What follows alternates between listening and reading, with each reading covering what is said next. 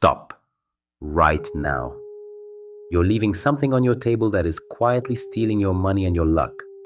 Every morning you see it, and you don't understand why life isn't changing.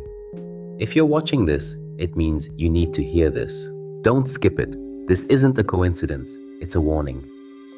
The table is the heart of the home. It's where paths converge, food, decisions, agreements, conversations. Bread is placed on the table, oaths are sworn over it. People make peace and argue at it. The table is like a domestic altar where you set your destiny every day. And what lies on the table is setting you, quietly, unnoticeably, but precisely. Listen carefully. If a cutting, piercing, or splitting object is lying on your table, you yourself are giving your destiny the command to cut. Cut the flow of money. Cut connections. Cut deals. And that's not all. Every time your gaze catches this item, your brain gets an anchor. Danger. Sharp. Lose. You may not notice it, but your body remembers. Your hand tenses. Your breathing becomes shallow. Your gaze hardens. The day starts to run on an inertia of rupture. Broken negotiations, unspoken words, petty conflicts, and, most importantly, money that just doesn't stick around. You might say, it's a coincidence, superstition. Then answer me this. Why do you keep finding loose change in your pocket while large sums pass you by? Why do deals almost happen and almost fall through? Why does an unexpected payment or a fine pop up at the most inconvenient moment? Why is there always something sharp and cold on your kitchen and work table? And why have you gotten used to it? And now the most terrifying part. Getting used to this thing is getting used to loss.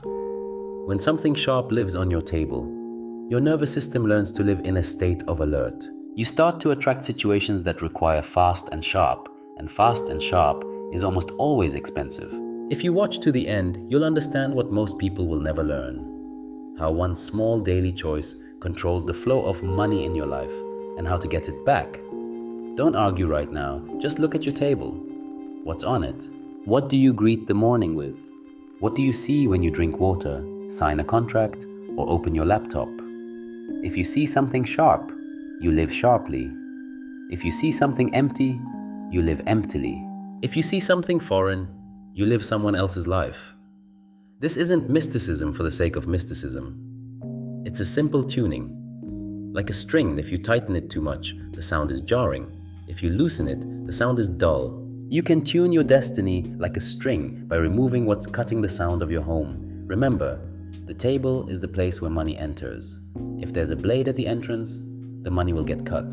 And that's not all. What's next will make many people catch their breath. Listen carefully. There are things that act like poison. You can't see them in a glass, but they change the taste of the water. That's how the item you leave on your table works. It doesn't shout. It just gives a command. Separate. Cut off. Interrupt. The consequences are like small cuts. They seem like nothing, but the blood still flows. Do you recognize the signs? Money disappears without a trace. You don't remember where the sum you had yesterday went. Payments multiply. A small payment, a transfer, an uncounted clause in a contract. And each time it's just a little, but it's a loss. Negotiations break down over nothing. You've already agreed, but suddenly it just didn't work out. The house becomes a nervous place. Small quarrels in the kitchen. That's not my mug. It's not in the right place. You get cut more often. By paper, a knife, a jar lid. The sign of the poison has already entered your hand. And now the main thing. This item closes the door to luck, because the door to luck is always about wholeness. Money flows into wholeness. Money loves a table where everything is clear. Food with food, documents with documents, tools with tools. A blade on the table is a symbol of rupture. It creates noise that money just doesn't stick around in. What item, you ask? The answer is simple and harsh. Any blade. A knife, scissors, a razor blade, a needle stuck in a napkin, an opener with a sharp tooth, even a metal scraper. Any sharp piece of metal left openly on the table, especially if it's pointing its tip at you. And that's not all. What you put next to it amplifies the poison. Empty cups and empty bowls. Emptiness anchors emptiness. Debt papers, receipts, fines. The memory of a minus keeps the minus. Strangers' keys and loose change without a wallet. A foreign energy and scattering. This combo, a sharp object plus an empty one plus debt, works like a lock on a door. Money approaches and turns away. You might say, but a knife is useful. Yes, a knife is a tool, but a tool should rest in its place. It doesn't rest on the table. On the table, it works. Even when you're not touching it, it works as a symbol. It works as a sign. It works as the command to cut. Understand a simple thing. Not everything that's useful is safe everywhere. Water is useful, but if you pour it into an electrical socket, there will be trouble. A knife is useful, but if it lies in the center of your home, it cuts the center. If you watch to the end, you'll understand why this works, even for those who don't believe. And you'll learn a ritual after which money starts to come in more quietly, but more surely. You won't have to chase luck. You'll make it so that luck finds its own way in. The mountain legend is simple. A young merchant from the valley lived with a sharp mind and a sharp knife. He cut cheese, he cut rope, he cut fabric, and everything went well for him. But he had one problem. His money wouldn't stay. He'd bring it home, and in the morning it would be gone. Not thieves, not friends, not drinking. It just disappeared. A small miscellaneous purchase, a strange find, or an item that suddenly sat for an extra day and dropped in value. One day, he went up to the monastery to ask for advice from an elder. The elder didn't say much. He made tea, silently placed the bowl on the table, and silently looked at the knife lying next to it, with its tip pointed toward the door. "What is leaving you?" the elder asked. "Money," the merchant replied. "I hold it in my hands, and in the morning it's not there." The elder turned the knife over, covered it with a cloth, and said, "What your table sees, your house sees. What your house sees, you see. You cut with your gaze every day. You cut the entrance, but it's just a knife, teacher. To the hand, a knife. To the house, a sign. A house reads signs faster than a person. You don't have time to think, but the house has already set you." The elder told him the rule. A sharp object sleeps with its tip down. A sharp object sleeps covered. A sharp object does not sleep on the table, and he added, "The table is a bridge for money." You don't place a blade on a bridge. A blade is a block. As soon as the block is gone, the water flows. The merchant returned home, removed all the blades from the table, washed the surface with warm water and salt, spread a clean cloth and placed a small bowl with rice and a coin underneath it. For 3 days, nothing changed. On the 4th, he noticed a strange calm. There were no unnecessary purchases. On the 7th, a customer who had been unable to reach him for a long time showed up. On the 9th, an old debt was closed without his effort. On the 21st, the merchant caught himself realizing that the money was staying and not leaking away. "Is it magic?" he asked the elder, returning with thanks. "It's attention," the elder replied. "You stopped cutting the entrance and stopped feeding emptiness. Listen carefully. Legends aren't about miracles. Legends are about rules, said in simple language. A blade on the table is the rule to cut. Empty dishes on the table are the rule to let emptiness into the house. Debt papers on the table are the rule to keep the negative in front of your eyes. And that's not all. Next, you'll learn how to understand that this combo is already working in your life, even if you never thought about it. Listen carefully. Now we'll do a diagnosis. Simple, harsh, without any fog. How do you know that a cutting table is already affecting you? The first circle, your body. You catch yourself sitting down at the table in the morning and your shoulders involuntarily rise. A mini tension, as if you're preparing for a blow. Your breathing is shallow. You take a sip of water and it feels like a lump in your throat. Your hands get caught more often. Microcuts from paper, lids, knives, paper clips. These aren't accidents. Your body reads the sign sharp object at the entrance and stays on guard. The second circle, money. Money comes in and falls apart into small expenses. In the end, I didn't buy anything, but my wallet is empty. Refunds are delayed for strange reasons. The payment didn't go through, system error. The contract needs to be re-signed. Large sums are always almost agreed, almost paid, almost started. The third circle, your home. Small quarrels flare up more often in the kitchen. The reasons are silly, the emotions are real. You don't want to put the dishes away right away. The habit of having empty cups in plain sight grows. Strangers' items love to land on the table, an acquaintance's keys, someone's receipt, a business card from a taxi. Foreign energy, a foreign program. The fourth circle, signs. You find coins on the floor more often than bills in your wallet. It's the universe's irony. Collect loose change, you'll get loose change. Small things break, requiring urgent but unnecessary expenses. Light bulbs, lids, chair legs. Money leaks away on small things.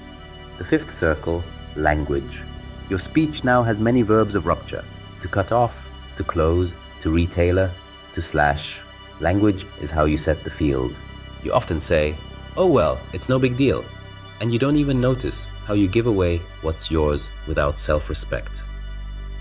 Check yourself with a simple 3 glimpses practice. Morning. Go to the table and catch the first micro-impulse in your body. Tension, a sharp breath, irritation. Remember it, day. While working, glance at the table and then at your hands. Are they clenched? Are your nails digging into your palm? Evening. Sit in silence and list out loud 3 strange drains of money for the day. If there are 3 every day, the table is giving the command, and that's not all. There's a loss combo when there's a sharp object, empty dishes, and dead papers on the table at the same time.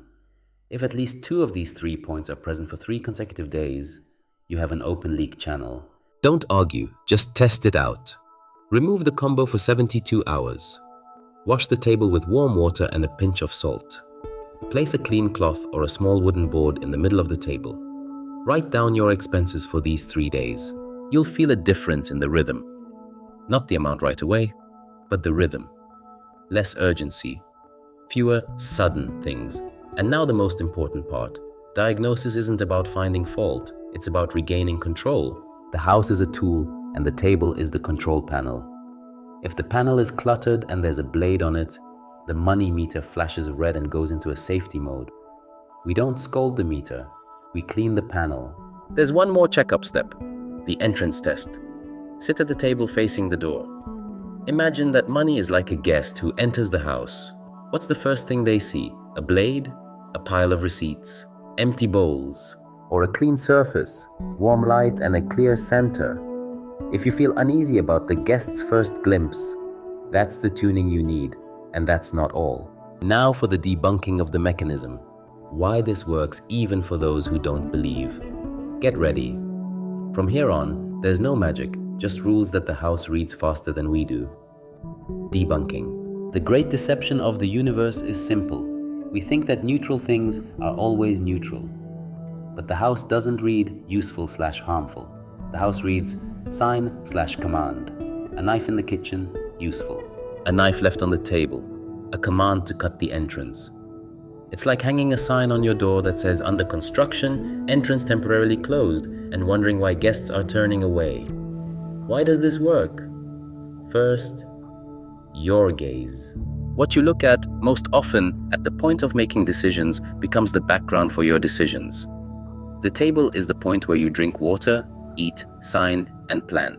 If the background there is a blade and emptiness, you form a losing mindset. You respond more sharply, you give in to trivialities, you postpone what's important. This isn't mysticism. It's everyday psychophysiology, stated in simple terms. Your gaze programs your actions. Second, rhythm. A blade sets a short and sharp rhythm. Money loves a soft and long rhythm. To agree, to deliver, to count. When a short rhythm is imposed in the home, you choose short-term gains and long-term losses. Buying something cheap now instead of profitable in the end. A quick deal instead of a reliable one. Third, generational memory. For our ancestors, a knife on the table was a sign of trouble. The road, defense, hunger. Generational memory doesn't forget the primal signal, a sharp object on the bread, danger. You don't have to believe it. It's enough to notice how your body responds. The lineage is the long nervous system of the family. It also reads the table. If there's anxiety on the table, that anxiety is passed down through generations. Children become more moody, the elders more rigid. And where there is rigidity, and moodiness, money doesn't stay. Fourth, the field of the home. Call it the atmosphere. Some homes are welcoming. You want to stay in them. Others are repulsive. You need to leave quickly. A blade on the table changes the field of the entrance. The house becomes a place for a short stop, and money comes to a place where it can linger. And now the most terrifying part. People quickly get used to a cutting field. It seems normal. And a person starts to consider leaks, fines, and it just didn't work out as normal. Habit is the most powerful deception. It makes the negative invisible. Fifth, the language of things. Yes, things have a language. An empty bowl says, "It's empty here, you can take." Foreign keys say, "This is a public thoroughfare." Debt papers say, "A minus is important, keep it in front of you." These phrases hang over the table like a scrolling ticker in the subway. You don't read them consciously, but your route is already changing. And that's not all. There's an answer to the main skepticism. But I don't believe in all this. Skepticism is not a shield against habit. You may not believe in gravity, but a cup will still fall. The house is a system of signs. If you want, call them symbols. If you want, call them triggers. The meaning is the same. Remove the sign, the rhythm changes. Change the rhythm. The choices change. Change the choices. The result changes. The main deception of the universe, thinking that small things don't decide big things. In reality, it's the opposite. Big things rarely happen. Small things happen every hour, and the house is tuned to them. Now, the solution. Next, a practice you can do today in 15 minutes. It's not magic for a trick, but a physical retuning of the entrance. Do it, and check your finances over 21 days. If nothing changes, you can put everything back. But if it does, you'll have a new tool for influencing your destiny. The solution. A ritual of cleansing and replacing a habit. Do it once completely and then maintain it with a short version. Step 1. Stop. Turn off the noise. Ask your family for 20 minutes of silence. Open a window so there's air at the entrance. Step 2. Gather the cutters. Collect all sharp objects from the table. Knives, scissors, needles, openers, scrapers, blades. Don't argue with yourself. Don't justify their usefulness. Just collect them. Tip down into a separate container. If you see a needle in a napkin, take it out and put it away. Step 3. Put the tool away. A sharp object sleeps in 3 states: covered, case, sheath, box. Tip down, not on the table. The best place is a separate drawer, box, or a magnetic strip far from the food and document area. The rule is, the tool, in the home, the blade, out of the center. You shouldn't live on the table. You should only appear and disappear on it. Step 4. Wash the entrance. Warm water, a pinch of salt, circular motions, clockwise from the edges to the center. Say out loud, "I am cleansing the entrance. I am allowing money to enter softly and to stay for a long time." You don't need special words, you need clarity. Step 5. Cloth and boundaries. Place a clean cloth, board, or a small wooden stand in the middle of the table. This is the island. Only things that nourish the entrance will land on the island. Bread, water, fruit, a flower, a document to be signed. Nothing cutting or debt-related can be here. Step 6. The bowl of the entrance. Place a small bowl. Pour in a tablespoon of rice or any grain you associate with abundance, and place a coin of a denomination that feels serious to you under the rice. This isn't a money superstition. It's an anchor of attention. Money respects this place. Once a week, change the grain and pass the coin through your hand with gratitude. Don't spend the coin. Let it live in the house. Step 7. The order of the 3 circles. The food circle. Food on the table. Clean, no empty cups, no leftovers. You ate. You cleaned up. The tasks circle. Documents only appear for the duration of the action. They don't spend the night on the table. You signed. You put it away. The connection circle, phone, keys, foreign items. They don't live on the table. These are things of the road, not of the entrance. Step 8. The word. Say 4 phrases out loud. They are short and powerful. I am removing the blade from the entrance. I am closing off emptiness. I am opening the way for money. I am keeping my home in peace. Don't whisper. Say it so the house can hear you. Words are the handles on invisible doors. Step 9. 21 days of attention. For 21 days, observe 3 prohibitions. Do not leave a sharp object on the table, not even for a minute. Do not leave empty dishes. Do not leave dead papers. And 3 actions. Every evening, wipe the table with clean water. Every day, place a symbol of the entrance on the island, a bowl of water, an apple, or a piece of bread. Every time you sit down at the table, take 1 deep breath and look at the center, not at the edges, replacing the habit. Is your hand used to dropping the knife on the table? Give it a parking spot, a small stand by the stove. Are your eyes used to seeing an empty mug? Replace that habit with a clean mug on the shelf. Are papers used to spending the night on the table? Introduce her for the entrance tray by the wall and leave the table as a clear pathway. Short daily version, 2 minutes. Glance at the table, sharp, empty dead. Put it away. Run your palm over the table clockwise, say 1 phrase. The entrance is softly open. Place water or a fruit on the island. And that's not all. There's an amplification for difficult cases. A laurel leaf under the entrance bowl for 7 days. Simultaneously, give up sharp words in the home. To cut, to slash, to cut off. Replace them with to gather, to save, to unite. On Saturday evening, table silence. Cover it with a cloth and leave it empty until morning. The house must know what a clean pour sounds like. Do this today. Don't put it off. And check not for, do I believe, do I not believe, but for, is there not? Are there fewer unexpected expenses? Are conversations about money easier? Are there more finished tasks? Climax.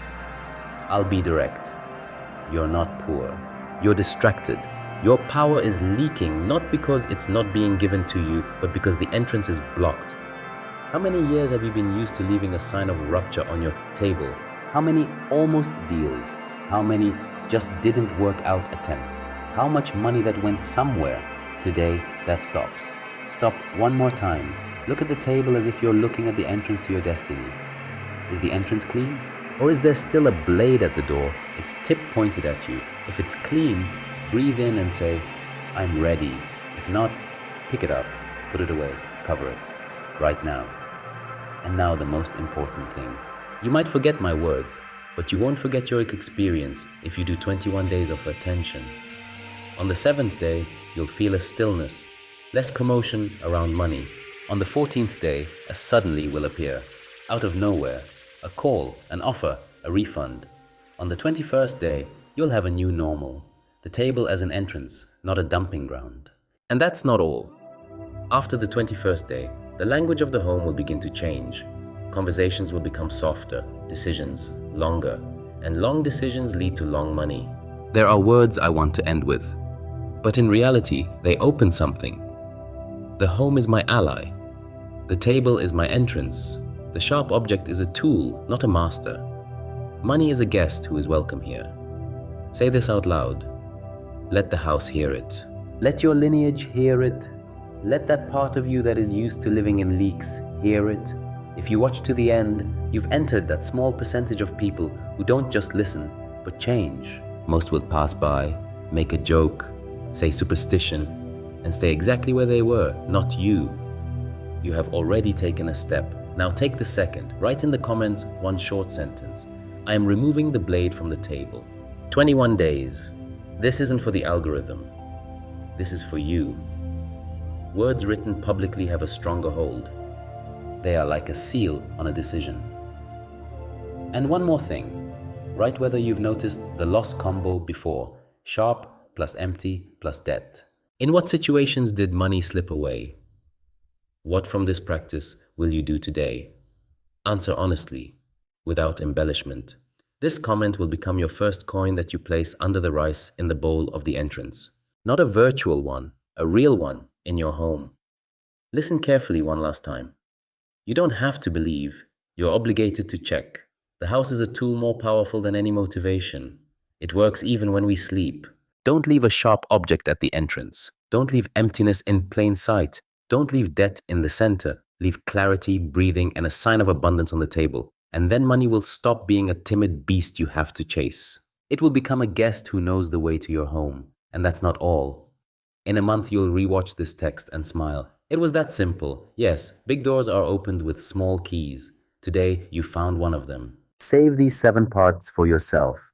Return to them when you again feel that almost. And now, get up, look at your table, and take the first action. The universe has heard you. Now, let your home hear you.